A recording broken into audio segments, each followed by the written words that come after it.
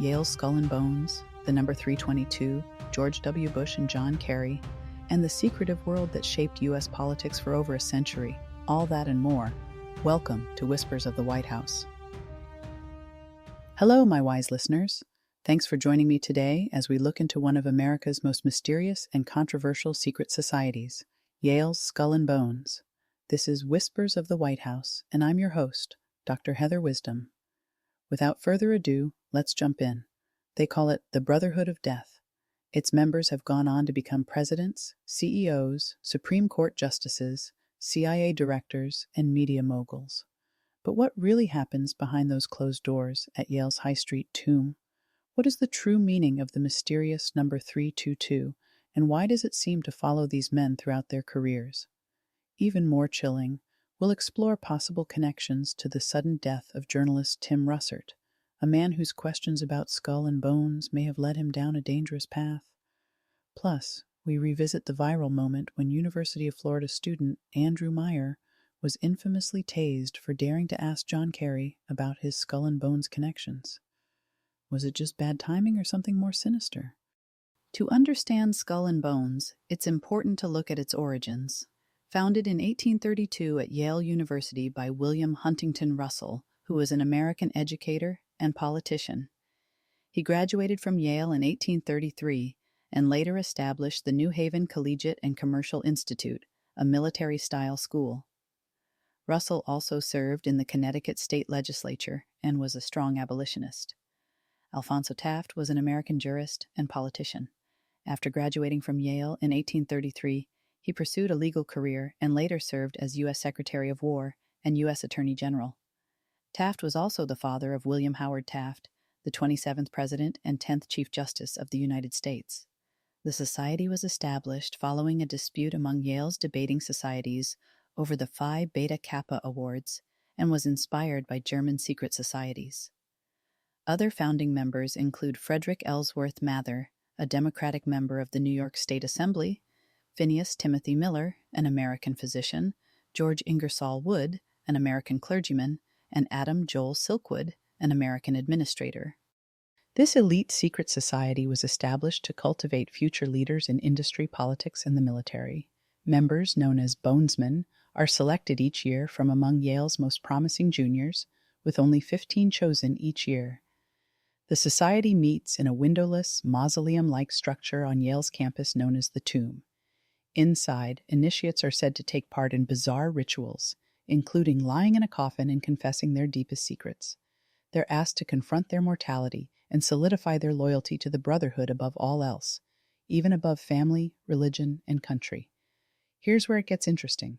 Many members of the Skull and Bone Society claim it's all just college fun, essentially a glorified fraternity initiation. However, if that's the case, why have so many of its members gone on to hold significant power in American society?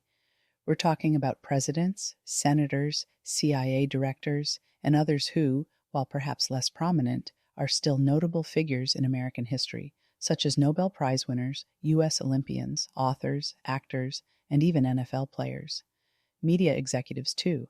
Is this really just a college fraternity game, or is it something much darker? Let's discuss some significant names that have shaped the world. These individuals are not merely wealthy elites playing dress-up. They are influential figures in modern history. First on the list is Prescott Bush, whose last name you may recognize because he is George Sr.'s father. Prescott was a banker and Connecticut senator. His son George H.W. Bush, the 41st President of the United States and former CIA director, is a member. Following him is his son George W. Bush, the 43rd President of the United States, who is perhaps the most well-known modern bonesman. Another noteworthy figure is John Kerry, the former Secretary of State, U.S. Senator, and 2004 presidential candidate. In the 2004 election, he faced off against George W. Bush, marking a unique rivalry between two bonesmen vying for the highest office in the land.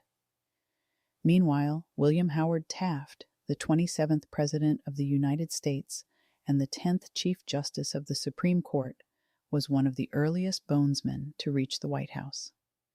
Additionally, Averell Harriman, a distinguished diplomat, governor of New York, and a key figure in Cold War foreign policy, rounds out this influential group.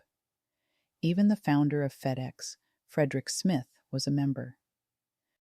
The list continues with powerful bankers, media executives, and heads of intelligence agencies. Notably, former CIA Director William F. Buckley, known for his expertise in covert operations, was also a bonesman. Given this background, one might question whether the power these individuals wield truly ends at graduation. Or does it persist throughout their careers, fostering a network that operates unseen through the halls of power?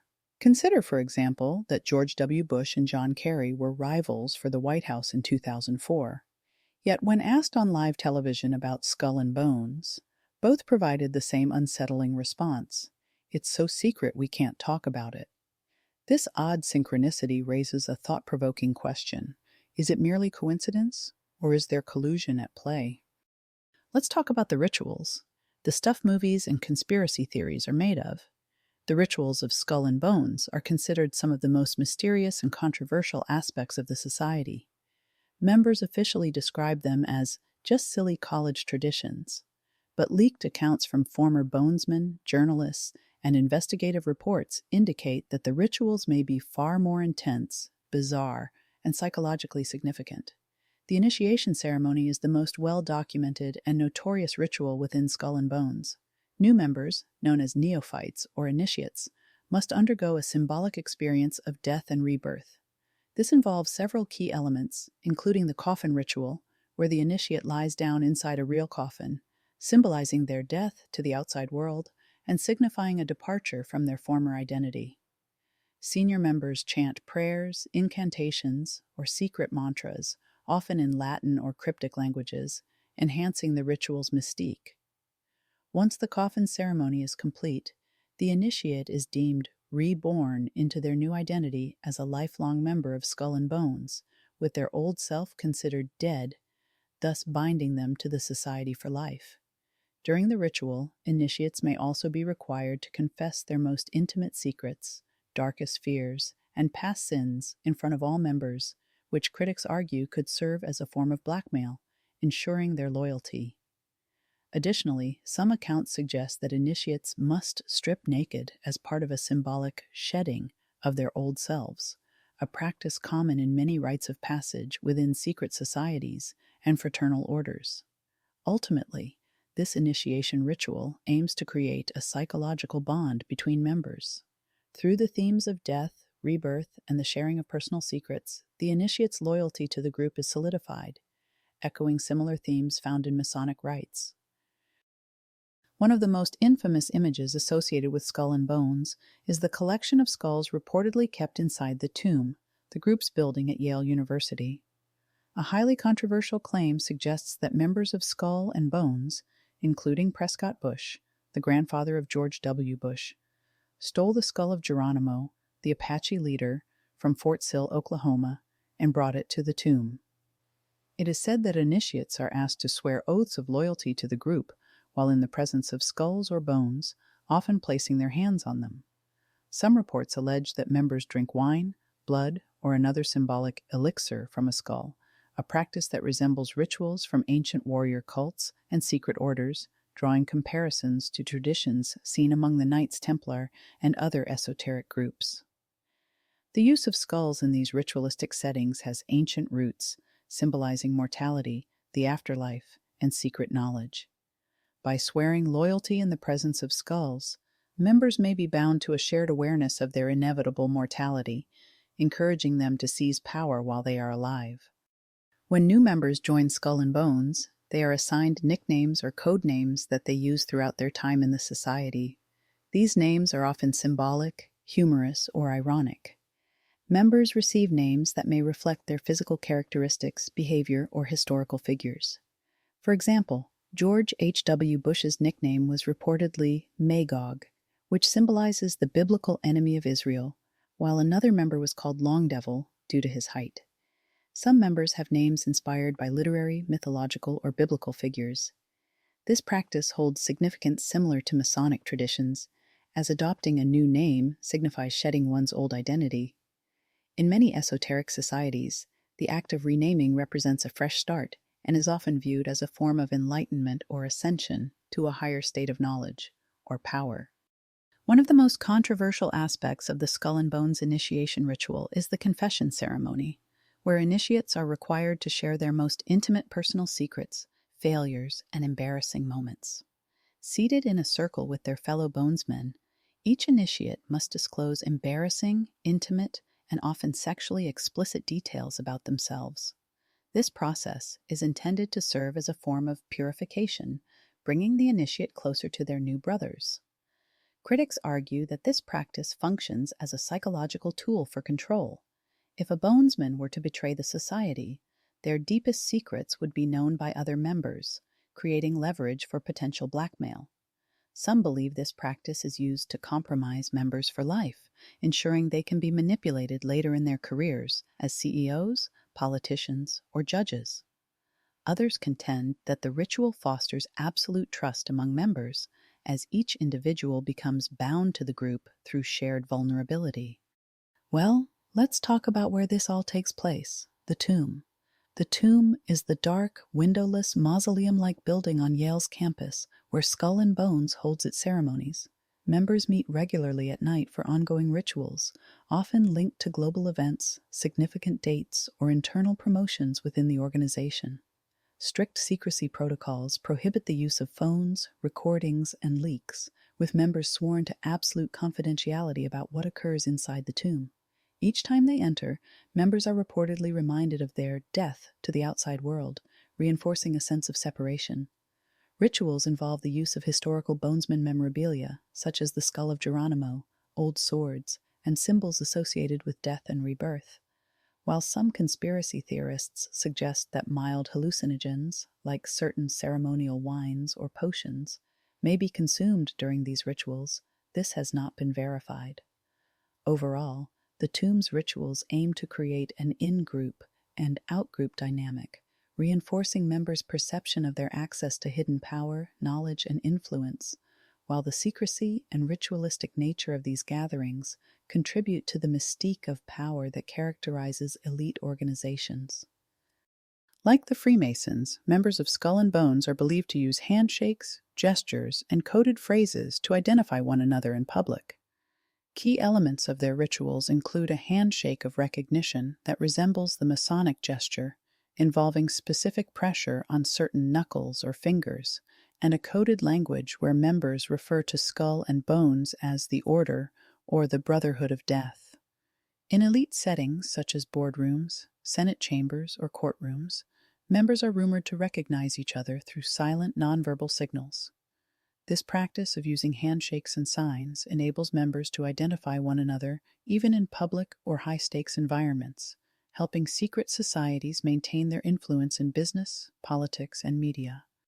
After completing the initiate takes a lifelong oath of secrecy and loyalty. This includes a vow of secrecy, which is akin to the Masonic oath, emphasizing the importance of absolute silence concerning the society's activities, names, and rituals.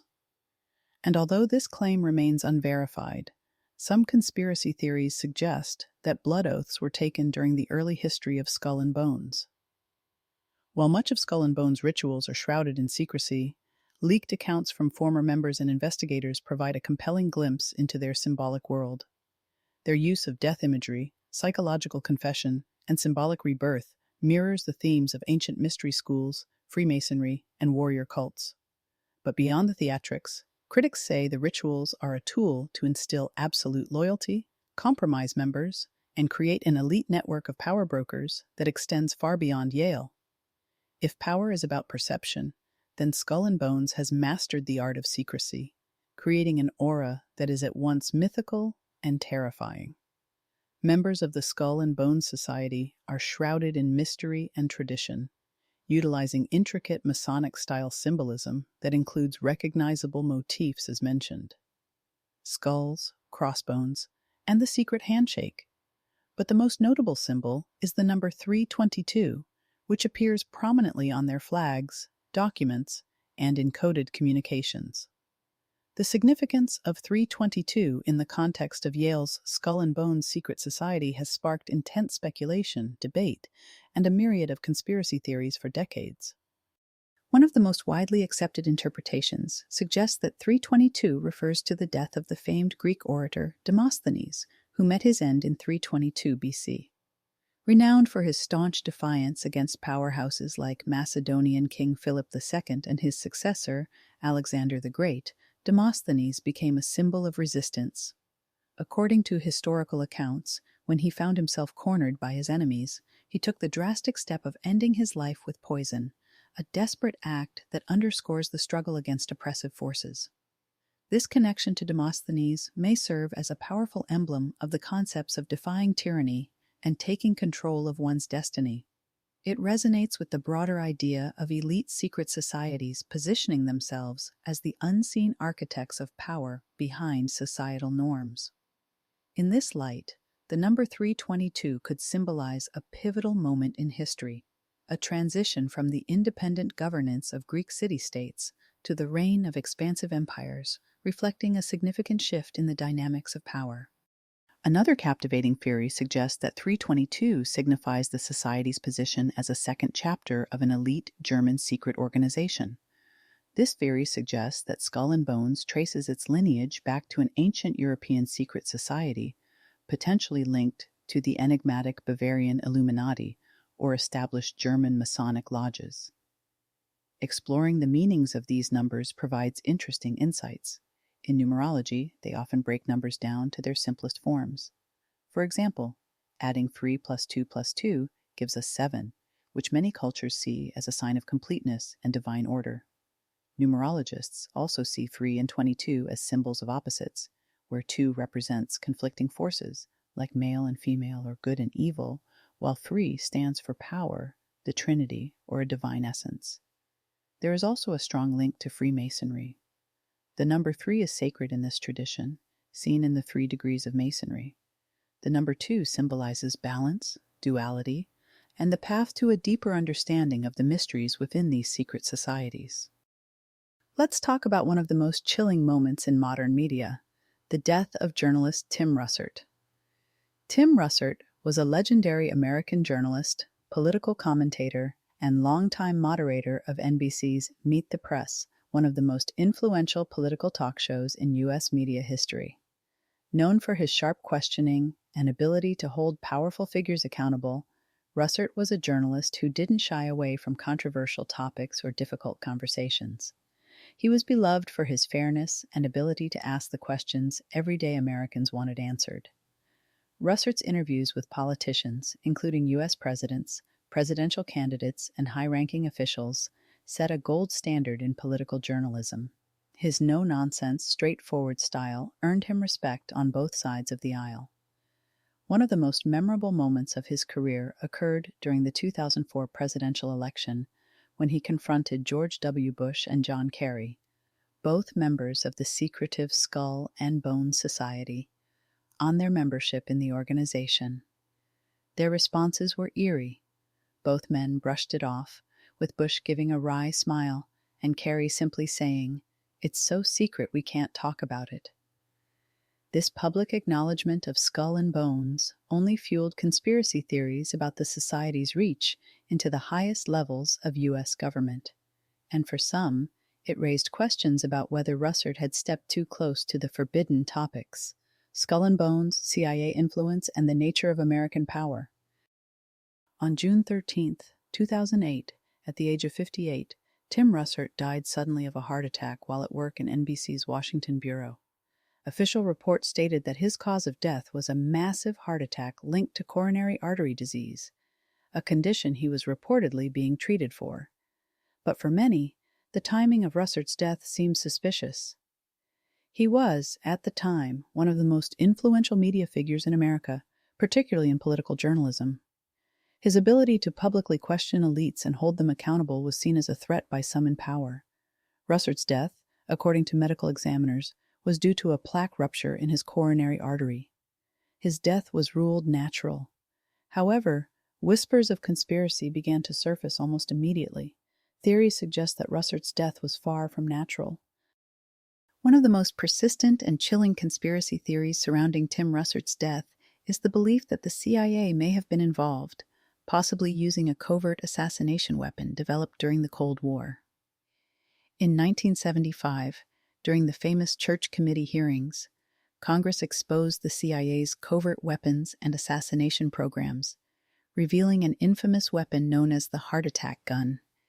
This weapon was said to work by shooting a small, nearly undetectable frozen dart made of poison that would penetrate the skin, often leaving only a tiny red dot, no larger than a mosquito bite. The dart would then melt, releasing a lethal toxin capable of inducing a heart attack, and medical examiners would attribute the death to a natural heart attack since the poison was virtually undetectable. The heart attack gun became a symbol of the CIA's ability to eliminate enemies without raising suspicion, and its existence was confirmed during the Church Committee hearings. While CIA operatives claimed it was developed solely as a defensive tool, many conspiracy theorists believe it has been used to silence journalists, political dissidents, and whistleblowers. Several theories suggest potential motives for why Tim Russert could have been a target of an assassination-style operation. One key reason is that he was one of the few mainstream journalists bold enough to question both presidential candidates, George Bush and John Kerry, about their membership in Skull and Bones during the live TV interviews.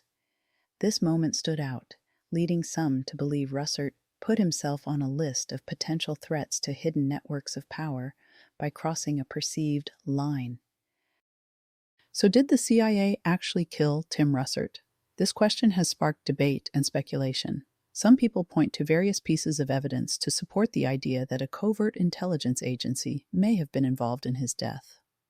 One of the main points is the CIA's heart attack gun. Some whistleblowers have alleged that the heart attack gun is still in use within modern intelligence operations. They claim that it has been upgraded with advanced toxins, poisons, or even bioelectric pulses that could trigger cardiac arrest. This idea has fueled further speculation about Russert's death. Russert's death was sudden and unexpected. Despite having a history of heart disease, he had recently passed a stress test, and his cardiologist indicated there was no immediate reason to believe he was at high risk for a heart attack. This unusual timing raises questions for some. Another point of interest for conspiracy theorists is the lack of a full autopsy. Medical records attribute his death to a heart attack resulting from coronary artery disease, but the absence of an autopsy leaves some room for doubt regarding the true cause of his death. However, there are significant counter-arguments to these theories. Medical professionals who reviewed Russert's case noted that sudden heart attacks are not uncommon in individuals with pre-existing heart disease. His doctors were aware of his condition, and factors like stress can exacerbate coronary artery disease, making natural causes a likely explanation.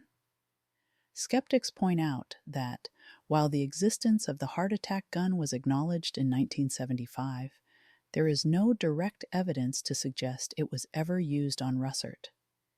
They argue that if such a weapon had been employed, there would be no means of detecting its usage, only adding more intrigue to his death. Conspiracy theories aside, Tim Russert left behind a powerful legacy. He was one of the few mainstream journalists willing to challenge the Skull and Bones power structure, grilling Bush and Kerry on it during one of the most watched presidential elections in American history. His death in 2008 was a shock to the media world, and his absence was deeply felt. With Russert gone, critics argue that mainstream media shifted toward more controlled journalism, where difficult questions are rarely asked of powerful figures. Conspiracy theorists argue that his death sent a message. If you challenge Skull and Bones, if you challenge CIA-backed power structures, you might not live to tell the tale. The coincidence of his death following years of confrontational journalism and the existence of the heart attack gun raises questions for those who don't believe in coincidences. Was Tim Russert silenced? It's impossible to prove, but it's not hard to see why people ask the question, especially when you remember Andrew Meyer, the University of Florida student who was tased for daring to ask John Kerry about his Skull and Bones connections. "Don't tase me, bro," became a viral sensation, but few people stopped to ask, why was he tased at all? Meyer was literally silenced in public for asking about Skull and Bones. Today, Andrew Meyer is an American journalist, author, and former student at the University of Florida. While pursuing his education in journalism and telecommunications, Meyer became famous for a single moment of public defiance that was caught on camera. The incident occurred on September 17, 2007, during a Quanda session with U.S. Senator John Kerry, who was speaking to students about public policy. During a Q&A session, Andrew Meyer approached the microphone and posed a series of questions. Meyer questioned why John Kerry conceded the 2004 election so quickly. He specifically asked why Kerry didn't challenge the controversial voting irregularities in Ohio, which many believed could have influenced the outcome of the presidential election. His tone was intense, but he wasn't threatening. He addressed several significant topics that caught the attention of the audience. Meyer then shifted focus to the impeachment of George W. Bush. He criticized Kerry for not taking action against the former president, particularly regarding the contentious claims about weapons of mass destruction in Iraq. Meyer asked Kerry about his membership in the Skull and Bones Society at Yale, the same secret society that George W. Bush was part of. He asked, "Are you and George Bush both members of Skull and Bones, the secret society at Yale? Can you explain what that means for the American people?" This final question about Skull and Bones ultimately led to him being forcibly removed, restrained, and tased by police officers in front of a live audience. As he was pinned to the ground, he screamed the now famous phrase, "Don't tase me, bro." The phrase went viral almost instantly, becoming one of the first internet memes of the early YouTube era. It was parodied on late-night shows, featured in pop culture, and referenced in political discussions about the abuse of police power. But for Meyer, this was no joke. He was not only humiliated in front of his peers, but also charged with resisting arrest and disturbing the peace, though these charges were later dropped. The story, however, is far more sinister than a viral meme. The real question is, why was he tased for asking about Skull and Bones? And why did the police intervene? Initially, Meyer's questions were seen as pointed but not disruptive. However, after he mentioned Skull and Bones, police officers approached him from both sides. They began to grab him, and a clearly shocked Meyer exclaimed, "What did I do? Get off me! I'm not doing anything!" At this point, the officers pulled him away from the microphone, creating a scene in front of the entire auditorium. Meyer pleaded with the officers, asking them to let him go and leave peacefully. While pinned to the ground by multiple officers, Meyer famously yelled, "Don't tase me, bro! Don't tase me!" His pleas went ignored. A loud electric buzz was heard, and his body convulsed from the shock of the taser. This moment was captured on multiple student cell phones, and the video was uploaded to YouTube, becoming one of the most viral clips of 2007. The catchphrase, "Don't tase me, bro," became a cultural touchstone, but few people stopped to question the reason for the arrest. Many point to the moment Meyer asked Kerry about Skull and Bones as the trigger for the incident. The mention of Skull and Bones was not just a random question. It was a direct challenge to the secretive network of power that the organization represents. Since both John Kerry and George W. Bush were members of Skull and Bones, many speculated about whether this secret brotherhood influenced the 2004 election process. By questioning Kerry in a public, on-the-record setting, Andrew Meyer broke an unspoken rule: do not ask about Skull and Bones in public. Some argue that police action was justified because Meyer was becoming disruptive and had exceeded his allotted time. However, video footage shows that he was not posing a threat to anyone and was not given the opportunity to leave calmly. He was forcibly dragged to the ground, tased, and publicly humiliated. This has led many to perceive the incident as a symbolic example of silencing dissent. Conspiracy theorists suggest that mentioning Skull and Bones was the real reason for his arrest. Once the topic was raised, the situation escalated. So where does that leave us today? Skull and Bones is still alive and well. It's not just a relic of the past. It's a living, breathing institution that continues to operate in the heart of one of America's most prestigious universities. Each year, 15 new members are handpicked to join its ranks, and once they're in for life. Women were first allowed to join Skull and Bones in 1992, after a contentious internal battle between alumni and current members. The most notable is Tali Farhadian Weinstein, class of 1997. An accomplished attorney and professor, she was a candidate for New York County District Attorney and had been nominated as a United States District Judge for the Southern District of New York. The debate over admitting women to Skull and Bones was controversial for several reasons.